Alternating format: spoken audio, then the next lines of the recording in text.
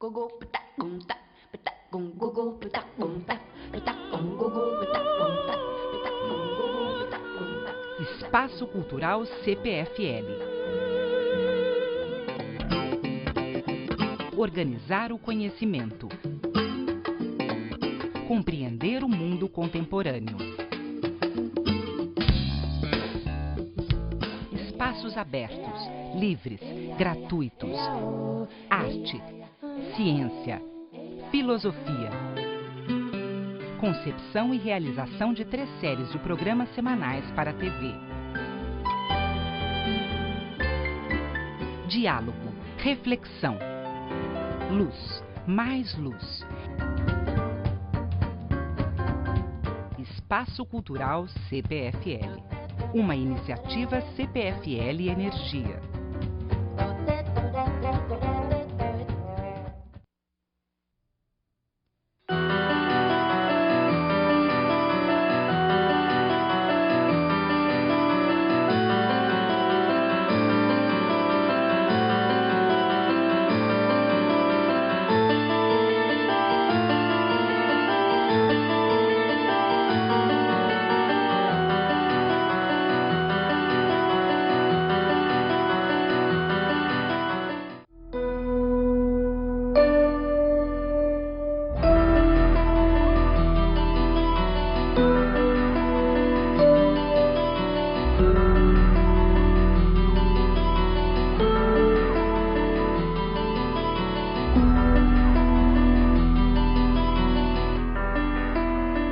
O problema da diversidade é um problema constante na história da humanidade. E a gente pode dizer que foi mais civilizado um mundo onde se tomava conhecimento do outro e menos civilizado um mundo onde a gente não toma conhecimento do outro. E quando o outro não é o espelho da gente, a gente fica com uma enorme dificuldade. O homem hoje, ele na verdade, ele não tem mais o parâmetro da diversidade. Ele tem o parâmetro da uniformidade, do conformismo. Tudo, de uma certa forma, tem que parecer igual a um modelo que a sociedade propõe como um modelo de valor. Quer dizer, o homem tem que ser assim, a economia tem que ser assado, a cor quase tem que ser igualada. Não há possibilidade, por maior que a globalização seja instalada no mundo, no campo econômico, ela nunca será instalada no campo cultural, no campo antropológico, nada disso. As sociedades são diversas, os homens são diversos, os hábitos, os costumes, a criação artística. Há hoje um número bastante razoável de pesquisadores e de autores que classifica esse contexto histórico-social que nós estamos atravessando, a época que estamos vivendo, eles como um espaço de síntese. Porque realmente é uma época em que começam a se dissipar antigas divisões, que eram divisões muito rígidas. Por exemplo, a divisão entre sujeito e objeto, a divisão entre arte e ciência. Então, o conhecimento que surge das ciências e das novas tecnologias é reconhecido como um conhecimento. O que varia são as vias de acesso a esse conhecimento. Mas alguma coisa a que se recusa sistematicamente o reconhecimento. Isso a que se recusa o reconhecimento é a diferença humana, é a diversidade. Quer dizer, muda o paradigma que orienta, o paradigma que legitima os problemas tecnocientíficos, mas permanece aquele mesmo paradigma que se caracteriza pela enorme ignorância do diverso.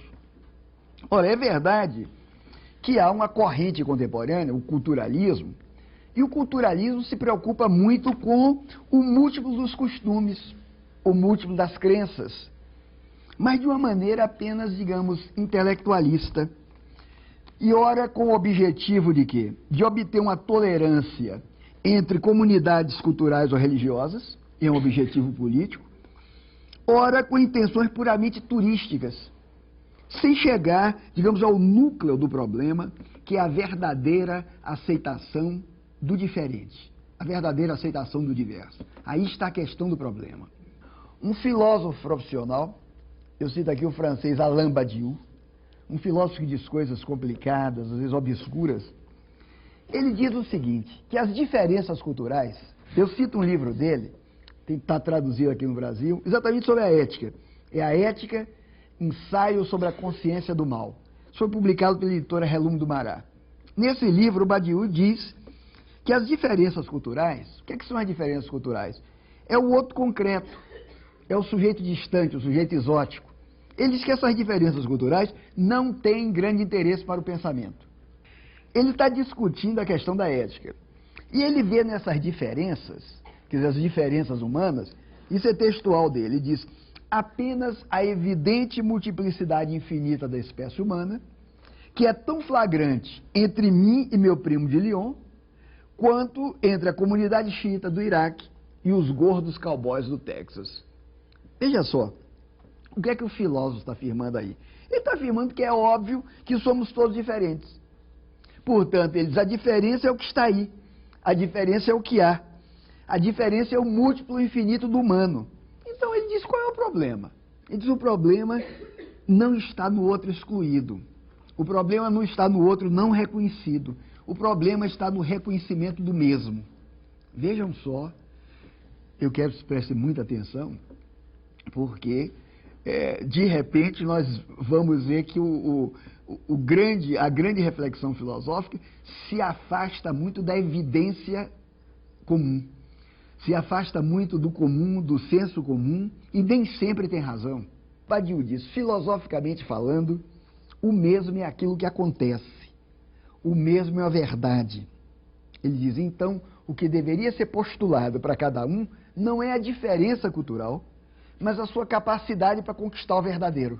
Existe um abismo, às vezes, entre o reconhecimento filosófico do outro, que é um reconhecimento abstrato, e a prática ético-política de aceitar outras possibilidades humanas, de aceitar a diversidade num espaço de convivência. Quer dizer, para o Badiou aqui, esse espaço de convivência não está interessando. Ele está preocupado com o problema abstrato de como é que você reconhece o outro. Nós fizemos isso num livro chamado Claros e Escuros, pela editora Vozes, sobre identidade, povo e mídia no Brasil. Nesse livro, nós chamamos a atenção para o fato de que existem dois problemas nessa argumentação do filósofo francês. Qual é o primeiro problema? E o problema que nos impede, muitas vezes, de aceitar o diferente. O primeiro problema é o problema do valor. Eu entendo o valor aqui como orientação prática para a ação social. Em toda ação social que desenvolvemos, que tomamos, nós somos guiados por valores. Então, nenhum valor é neutro. Por quê? Porque todo valor, o valor que atribuímos às coisas, às pessoas, reflete as convicções, reflete as crenças de um sistema particular. Sobretudo, sobre o qual fazemos juízo de valor, há uma orientação prévia nossa, há uma convicção, uma crença que nos formou, que nos constituiu a consciência. Então, o valor é uma significação já estabelecida. Se eu digo que alguém é bom porque deu uma esmola, se eu digo que alguém é mau porque negou a mesma esmola, já tem uma significação estabelecida, tem um valor e uma significação estabelecida que está de acordo com a minha crença, se eu sou muito caridoso, sou católico ou não sou. Não basta afirmar que a multiplicidade humana é evidente. Claro que nós somos todos diferentes, mas a percepção da diversidade vai além do simples registro da variedade das aparências. Por quê? Porque o olhar, ao mesmo tempo em que percebe, atribui um valor. E quando atribui um valor, atribui uma determinada orientação de conduta. Então, se na Alemanha hoje você vai fazer um seguro de carro, o sujeito que faz o seguro de carro, se o sujeito é turco, ele dificilmente ele não faz com a mesma facilidade se fizer o sujeito for francês ou alemão. Já pela cara, já tem um valor que ele atribui e a orientação de conduta dele é outra. É isso também que às vezes leva um policial a pedir documentos a uma pessoa na rua só pelo grau de valor social que dá aquele tipo de aparência. Por exemplo, no Leblon, no Rio de Janeiro, depois de 8 horas da noite, 2 negros andando juntos vai ser parado pela polícia para pedir documento. Mas não 2 pessoas de pele clara andando juntas. O segundo problema da argumentação filosófica é a diferenciação. Com diferenciação nós queremos dizer saber fazer as diferenças. Ora, o senso comum está habituado a pensar a diferença como um ponto de partida. Então julga a partir da identidade do outro, como se a identidade fosse uma coisa pronta e acabada. Nenhuma identidade está pronta e acabada. Nenhuma identidade. A identidade são projeções de fixidez, de fixação que fazemos sobre o caráter e a natureza mutável de tudo das pessoas. Mas nós não podemos lidar com essa mutação o tempo inteiro. Então as identidades estão aí. O senso comum pensa que a identidade está dada para sempre, não está. Qualquer psicanalista desmonta a identidade de cada um em pouco tempo, num divã. Você vê alguém com turbante na cabeça e pensa logo automaticamente que sabe tudo sobre ele. Basta botar aquele turbante na rua. Por exemplo, você sabe que é árabe, aí você diz, se ele é árabe, é islamita. Se é islamita, ele é investido de determinada disposição frente ao mundo. Quem sabe se não é um homem-bomba? Daí o preconceito. Foi assim que o brasileiro morreu em Londres. No dia 22 de julho de 2005, a polícia de Londres procurava por 4 suspeitos de cometer as tentativas de atentados ocorridas no dia anterior. Como morava em um endereço ligado aos suspeitos e tinha feições orientais, de acordo com a descrição da polícia inglesa, o brasileiro Jean Charles de Menezes começou a ser investigado. Ao entrar em um trem e se sentar, Jean Charles foi cercado por 3 investigadores, que rapidamente bloquearam a porta, impedindo a saída do trem, e apontaram suas armas para ele. De acordo com as testemunhas, cerca de 11 tiros foram disparados no total, pelos diferentes investigadores e policiais presentes na cena. Até o momento, no entanto, ninguém foi punido ou incriminado, e as investigações do incidente encontram-se sob intenso sigilo. O preconceito é sempre um saber automático sobre o outro. O preconceito não precisa de provas. Você vê a aparência, você vê o outro, não aceita e automaticamente pensa que sabe tudo automaticamente sobre ele.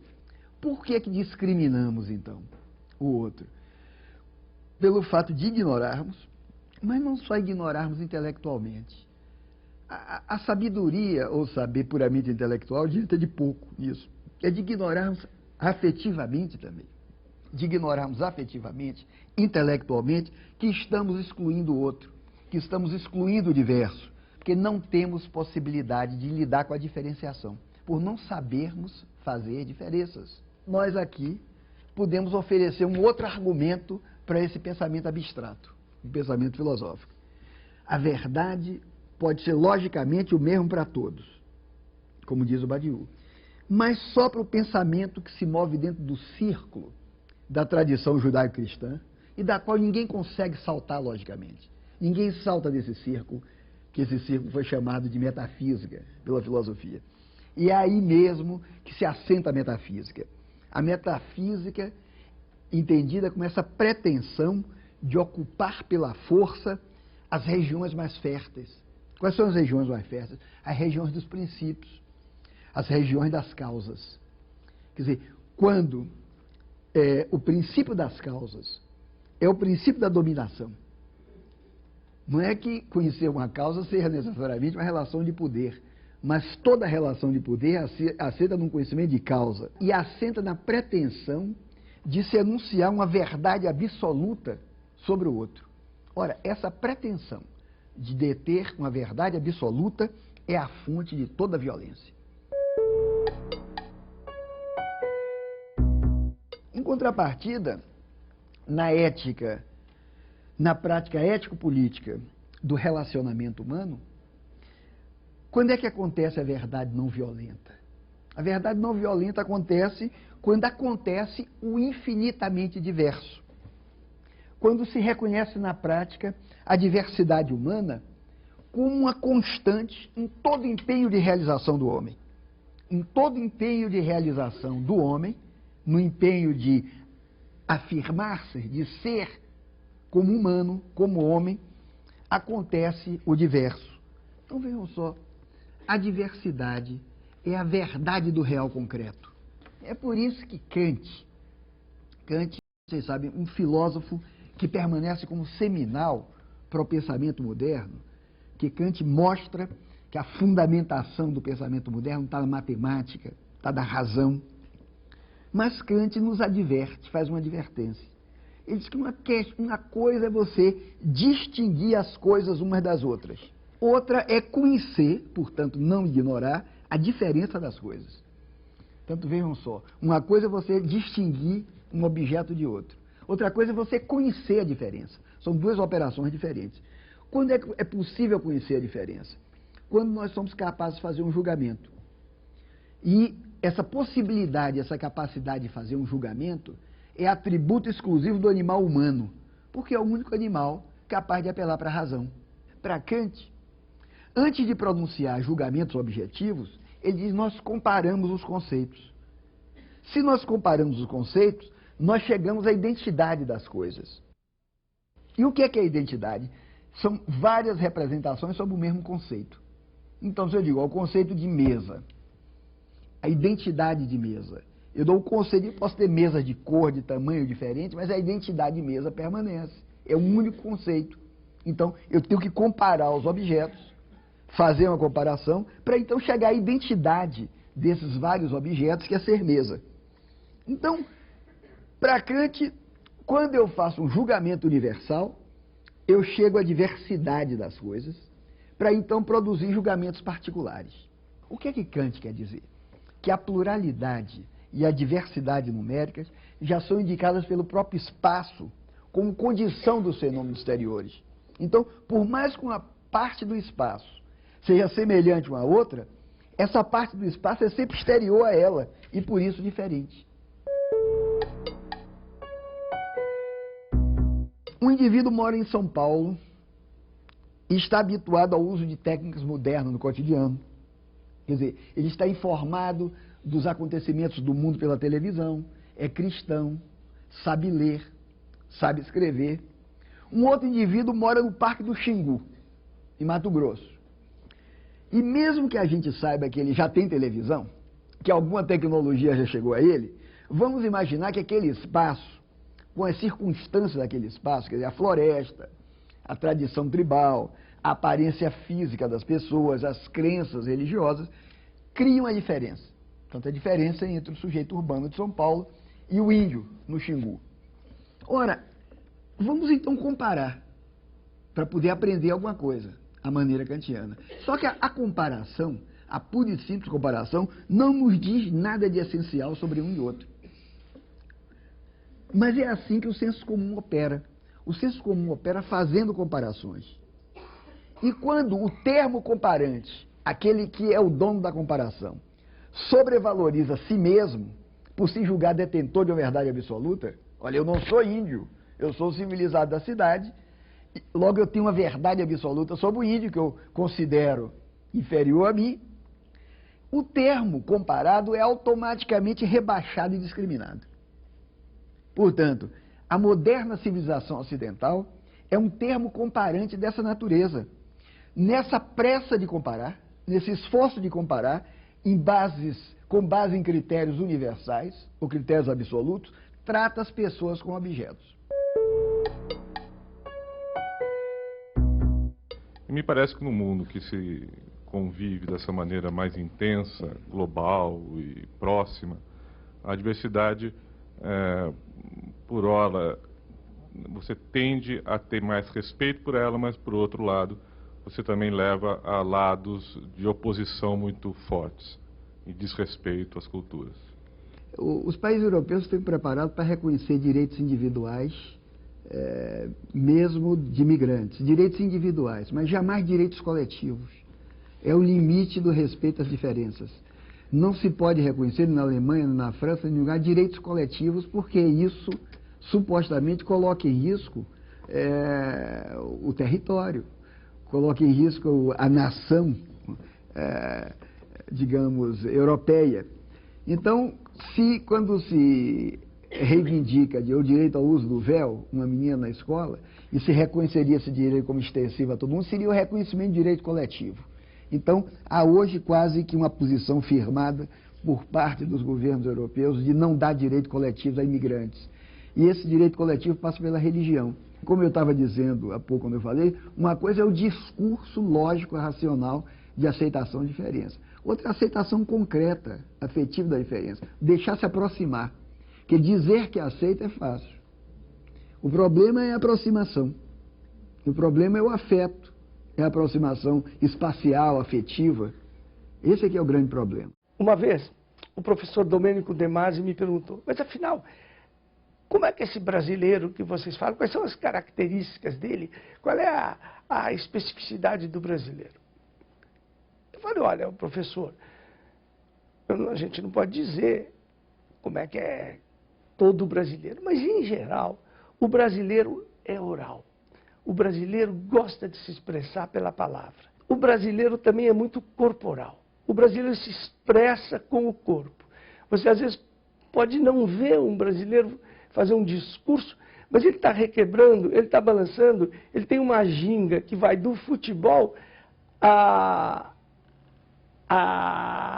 dança, ao esporte, a qualquer coisa. Até mesmo sentado, às vezes o brasileiro está gingando. Então o brasileiro é corporal. Depois, a gente pode dizer que o brasileiro é muito mais afetivo do que racional. Quer dizer, nós temos uma inteligência afetiva, não uma inteligência racional. Tudo que vier através de sentimento a gente percebe, a gente distribui, a gente retribui. O que vem pela razão é um pouco mais complicado. Depois, eu acho que o brasileiro, falei ao professor De Masi, o brasileiro também tem uma certa capacidade de aceitar o estrangeiro.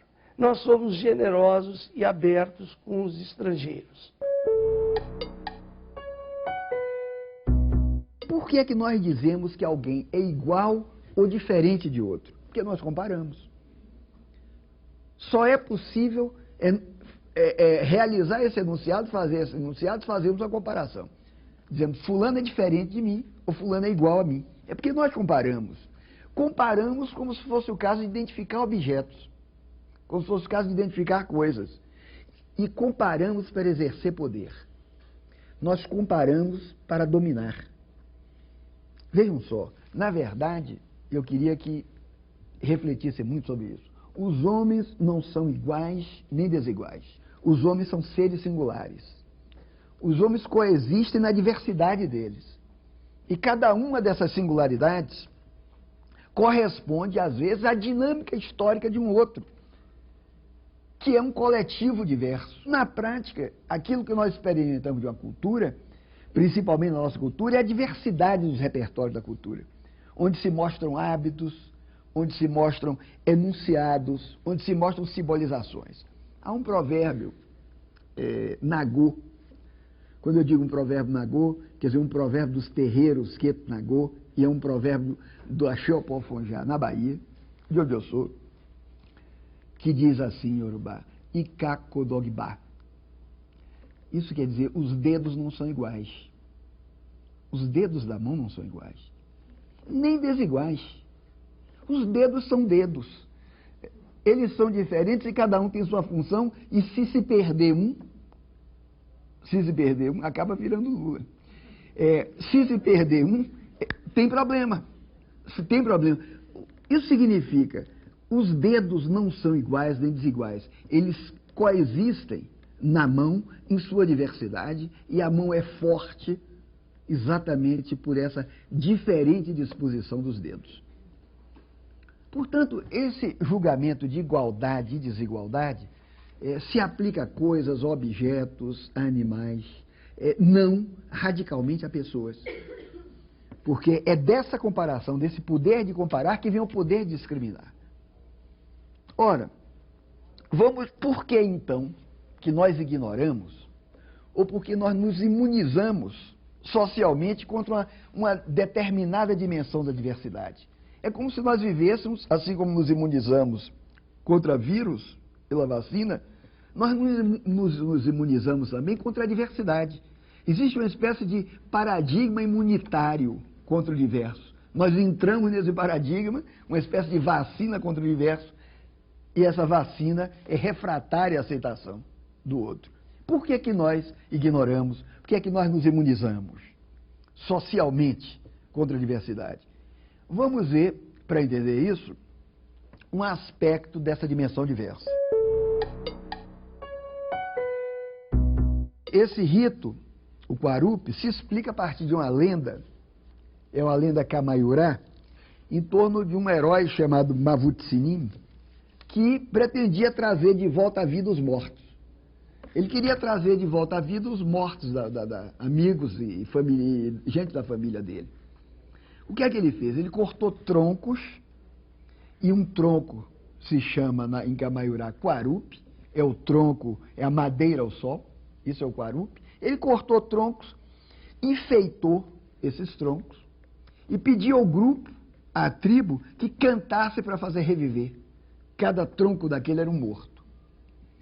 Ora, evidentemente, isso é um teatro essencial, isso é uma simbolização, uma maneira de respeitar e venerar os ancestrais, os antepassados.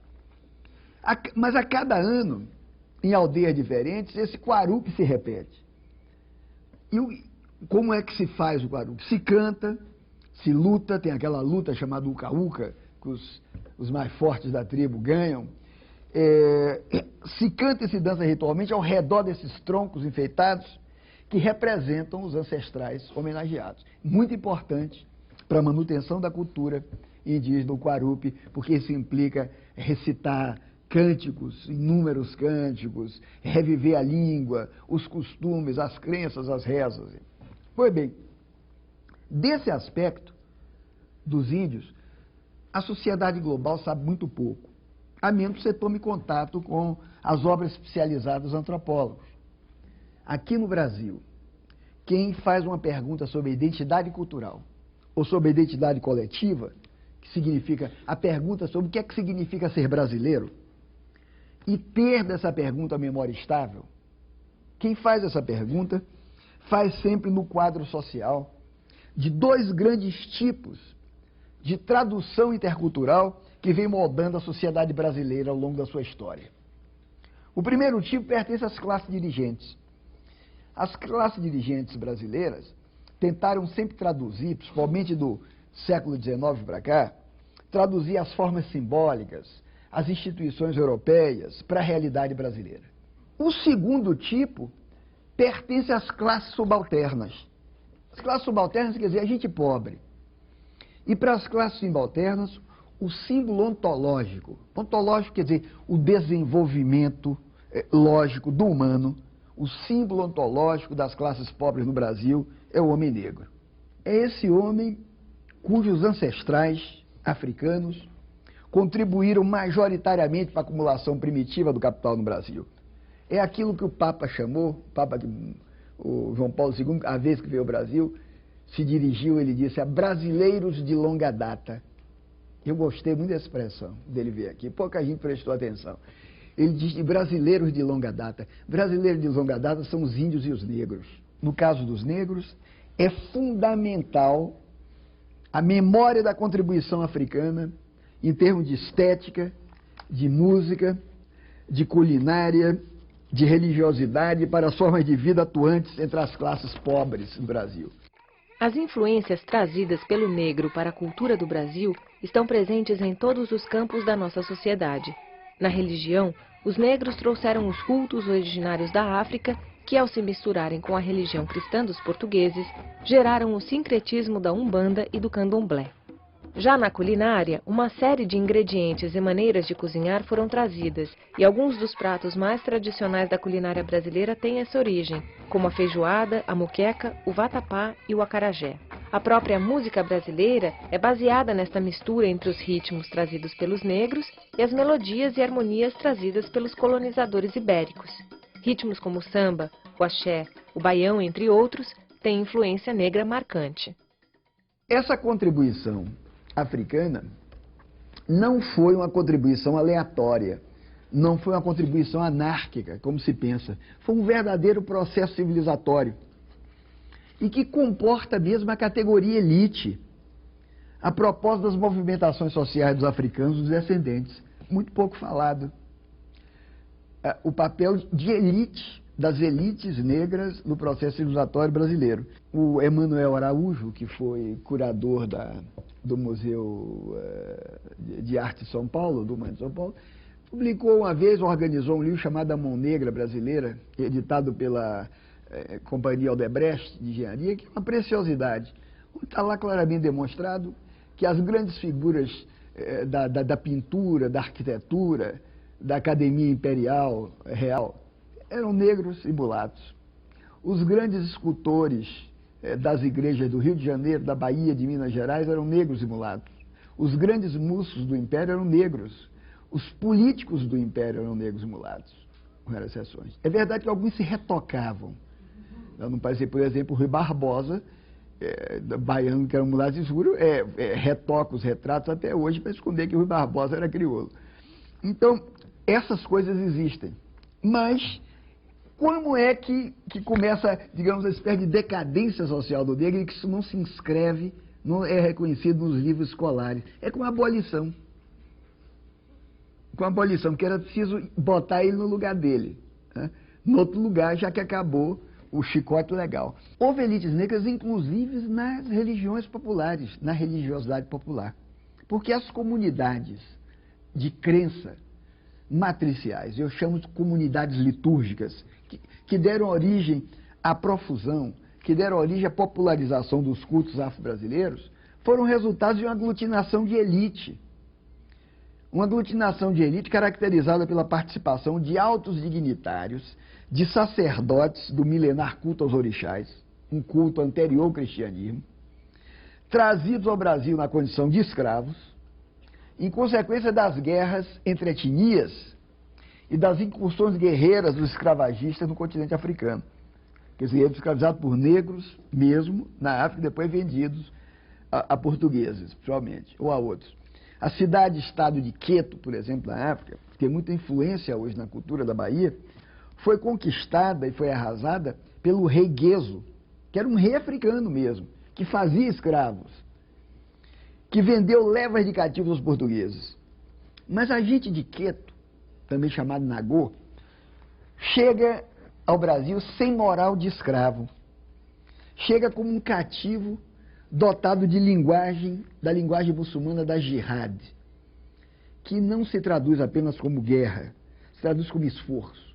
É uma coisa da nossa imprensa e do preconceito que nós temos. Jihad é guerra num determinado momento da história, quer dizer esforço. Ora, só que a liturgia, a crença, a religiosidade terminam substituindo o esforço guerreiro, os africanos aqui, e se passa o quê? A cultuar, se passa a celebrar, se passa a cultuar, a cantar, a dançar. Então, há cânticos nessas comunidades matriciais de culto negro no Brasil, os oriquis, são como uma espécie de janelas que se abrem para o passado. Um cântico daquele é uma memória, uma janela de memória que se abre para o passado. No tocante à cultura Jeje, Nagô, Queto, na Bahia, por exemplo, a experiência de vida na Bahia, e é por isso que a Bahia tem essa mística e esse mito, reflete exemplarmente a ancestralidade e a visão de mundo africanos. Há uma frase do Joaquim Nabuco, que ele diz assim: os negros deram um povo ao Brasil. Mas, na verdade, essa frase, que é acertada, é a presunção de tudo que se poderia chamar de grandeza da Bahia, tem basicamente a ver com a gente negra. Do século XVI até o século XVII, foram principais em Salvador os povos do grupo linguístico banto. Era gente que vinha da África subequatorial, eram os Zambundo, os Bakongo, predominaram na Bahia, enquanto que os Ovimbundo tinham presença mais forte aqui em São Paulo, em Minas Gerais e no Rio de Janeiro. São inequívocas as marcas culturais deixadas pelos bantos em irmandades católicas, em religiões tradicionais, no interior de Minas, São Paulo, Bahia, Pará, no Brasil inteiro. Quem visita hoje na Bahia, não sei se alguém aqui já tem a ocasião de visitar a Bahia, quem vê em pleno Pelourinho, uma bela igreja, que é a bela igreja de Nossa Senhora do Rosário, está reencontrando ainda hoje, é toda terça-feira, a mesma Irmandade do Rosário dos Pretos, que foi instituída pelos bantos no século XVI. Mesma coisa, a mesma presença, os filhos da mesma gente.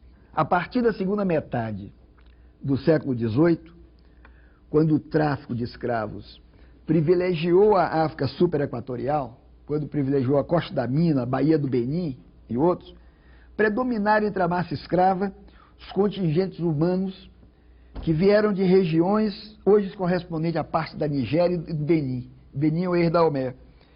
Aí se estendiam nações, se estendiam cidades-estado, conhecidas como Anagô, Oió, Ijexá, Queto, Ifá e outras. E tudo isso constituía um complexo civilizatório. Esse complexo civilizatório era chamado pelo nome genérico de Yorubá, Nagô, ou ainda sudanês. Sudanês do Sudão, porque a palavra Sudão vem de Assuad, que quer dizer negro em árabe. Tudo isso ficou mais bem delineado na Bahia. Aí como eu disse, a mística da Bahia, que foi chamada Roma Negra. Ora, esse complexo assinala a supremacia dos povos Jejes Lagoas e aponta para um processo de africanização de Salvador, que é frisado por vários cronistas estrangeiros. Em meados do século XIX, um viajante francês chamado Ave L'Allemand dizia o seguinte, que poucas cidades pode haver tão originalmente povoadas como a Bahia. Se não soubesse que ela fica no Brasil, se assim poderia ser muita imaginação tomá-la por uma capital africana, residência de poderoso príncipe negro, no qual passa inteiramente despercebida uma população de forasteiros brancos puros.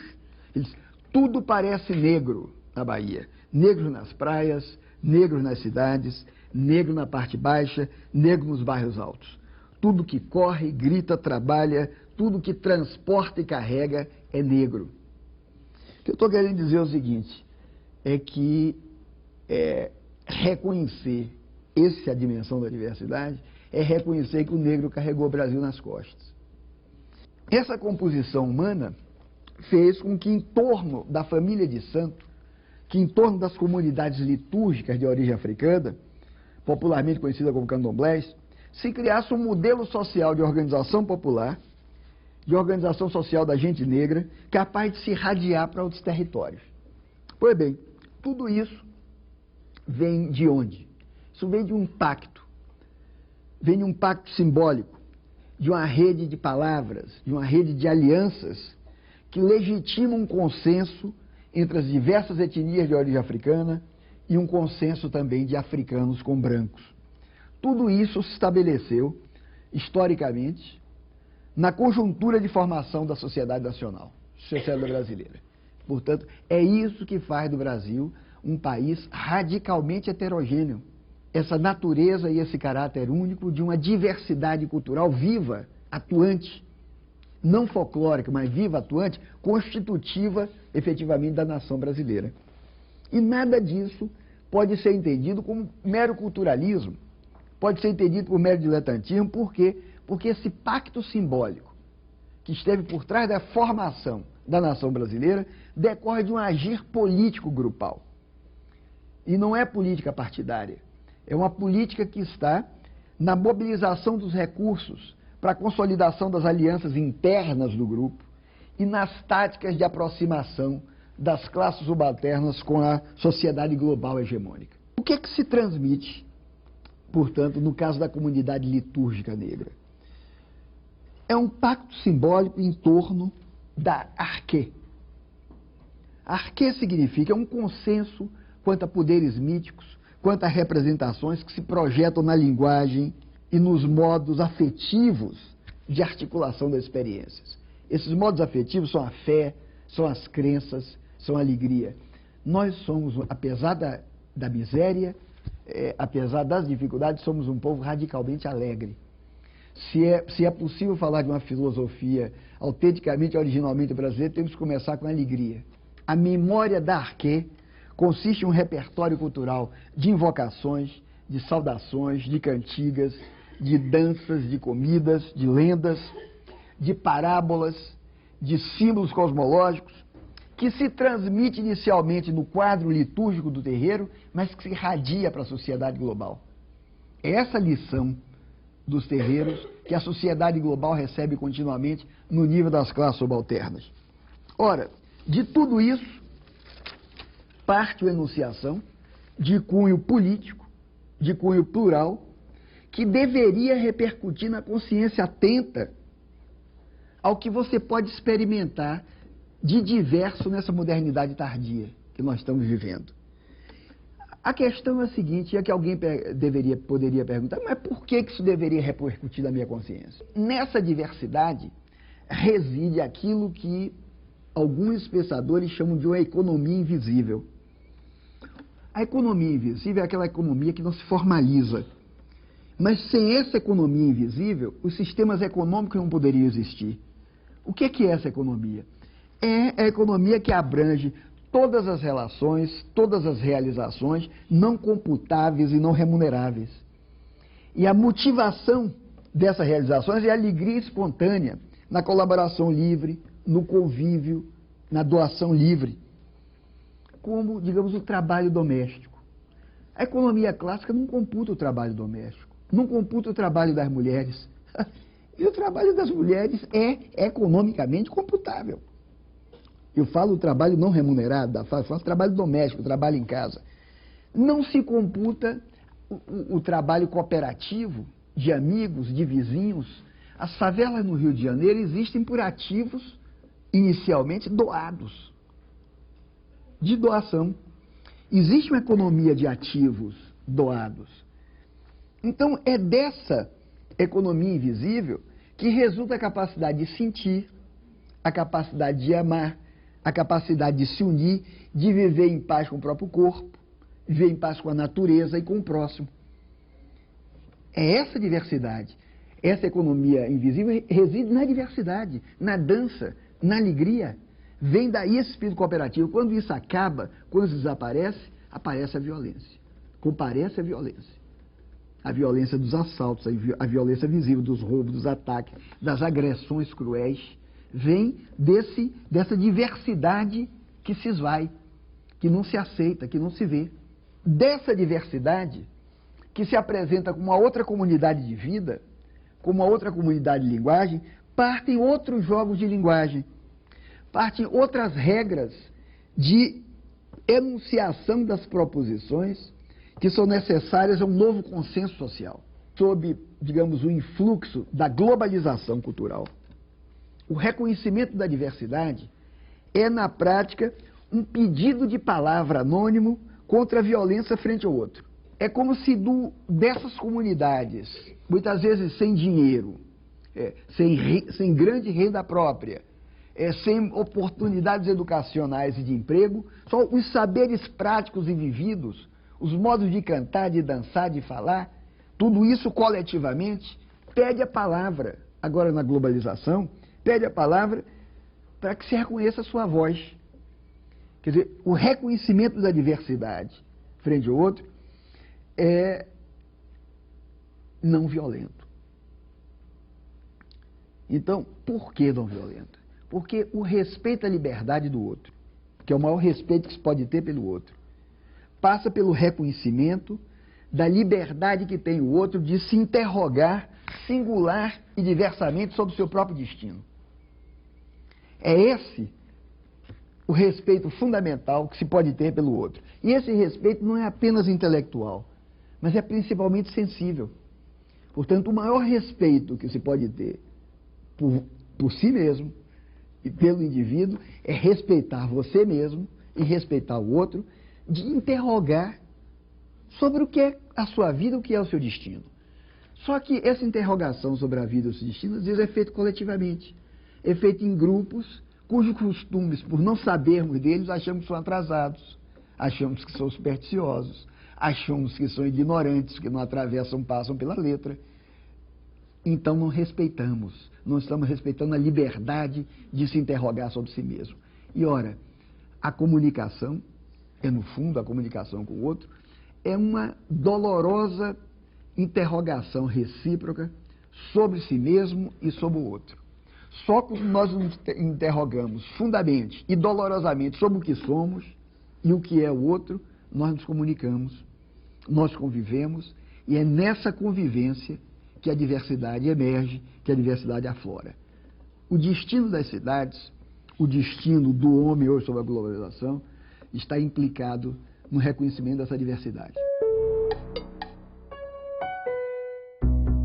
Nós temos um conhecimento muito maior que tínhamos no passado. E, por isso, o preconceito devia diminuir. Mas, como o senhor mesmo falou, tem o poder, a questão do poder no preconceito. Então, como é que é o preconceito hoje em relação ao passado e ao futuro? Ele tende a aumentar?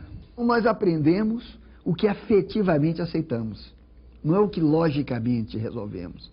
E, normalmente, esse conhecimento de que você fala é um acúmulo de conceitos racionais, inteligíveis, argumentativos, às vezes muito bons, que você intelectualmente está bom, você tem razão. Mas de você para você, na sua estrutura psíquica, você não deixa se aproximar. Então, o preconceito não se combate com o antipreconceito. Não é o discurso do antirracismo que combate o racismo. Que, em geral, o discurso do antirracismo é feito com os mesmos materiais do discurso racista.